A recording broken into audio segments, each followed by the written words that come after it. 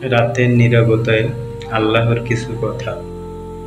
রাত গভীর, চারদিকে নিস্তব্ধতা, সবাই ঘুমিয়ে পড়েছে, তবু একজন জেগে আছেন।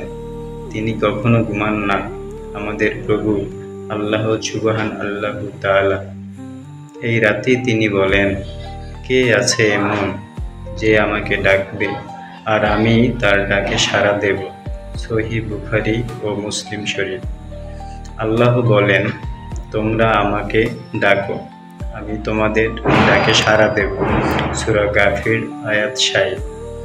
এই রাতেই আমরা কান্না করে বলতে পারি, হে আল্লাহ, আমি ক্লান্ত, আমি দিশেহারা, আমাকে শক্তি দিন। তিনি আমাদের বলবেন, নিশ্চয়ই কষ্টের সাথে আছে স্বস্তি।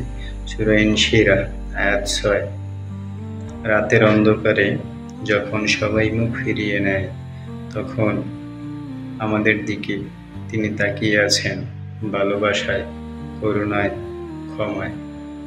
এই রাতেই নিজেকে শুধরে নেওয়ার সময়, তওবা করার সময়, আল্লাহর নিকট ফিরে আসার সময়। কেননা মহান আল্লাহ পাক রব্বুল আলামিন তিনি অপেক্ষা করেছেন শুধুমাত্র তোমার ফিরে আসার জন্য।